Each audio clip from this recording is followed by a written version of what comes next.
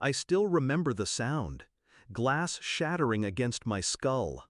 The laughter, the gasps, the music still playing as if nothing had happened. And my mother's voice, cold and sharp. Ungrateful. You'd rather watch your brother struggle than give him what you don't even need. I didn't answer. My head was bleeding, my vision darkening, but I stayed silent. That silence, that was my last gift to them. Because when I woke up in the hospital, I realized something. They hadn't just cracked a bottle over my head, they'd shattered the last thread tying me to them. It hadn't always been this way. I used to believe in family loyalty. I used to believe that blood mattered.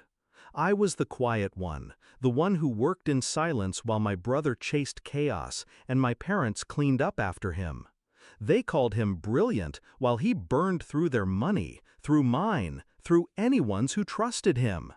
Me? I was the responsible one, the one who never caused trouble, the one they could call at midnight to wire money, to cover bail, to fix what he broke. But responsibility, in their eyes, was just another word for servitude. The condo was my breaking point. I bought it with years of sleepless nights, building a company from nothing. $680,000. Every brick, every window, every polished floorboard represented sacrifice they never saw.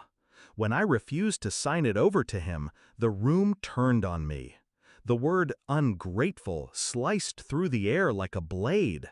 And then the bottle came down. Ungrateful. Ungrateful for what? For raising myself? For financing their lives while they spat on mine? The doctors told me I was lucky, no permanent brain damage, just stitches, bruises, and a concussion. But luck had nothing to do with what came next. I didn't go home. I didn't call them.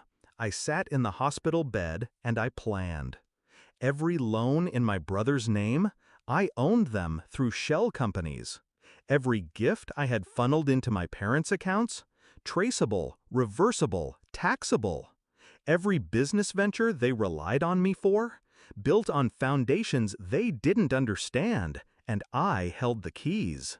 They thought I was just the quiet one, the giver, the invisible lifeline. But invisibility has its advantages. It lets you move without being seen. When I was discharged, I didn't storm into their house. I didn't scream or demand apologies. That would have been too small, too easy. Instead, I pulled strings. I froze accounts. I called in debts. One by one, their safety nets snapped. My brother's car was repossessed in front of his friends. His credit cards declined at bars he used to flaunt in. He called me sobbing, pretending at brotherhood. I didn't answer. My parents' mortgage payments doubled overnight. The donations that made them look generous in church disappeared. The lifestyle they paraded collapsed into overdue notices and locked doors. And I watched from a distance, calm, deliberate. The climax came faster than I thought. 2 weeks after I got out of the hospital, my father showed up at my office, red-faced, trembling. "You can't do this to us," he hissed. "You're our child." I leaned back in my chair, my scar still tender, a reminder pulsing beneath my skin. "Child?" I said softly. "Children aren't meant to be sacrifices." He slammed his fists on the desk. He begged, then threatened, then begged again. And I just listened, silent, calm, until finally I leaned forward and gave him the only words I had left for him. "You taught me what ungrateful means. Now you get to live it." I pressed the button. Security escorted him out. Revenge isn't loud. It doesn't need fire or screaming or broken bottles. Revenge is silence. Revenge is absence. Revenge is watching those who called you ungrateful choke on their own entitlement. I never raised a hand against them. I never shouted. I just stepped back. And without me, they drowned.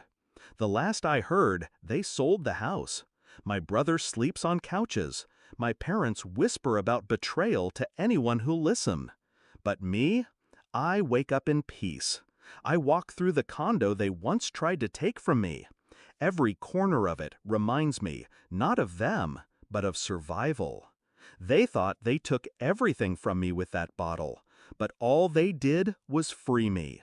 And in losing me, they lost everything else.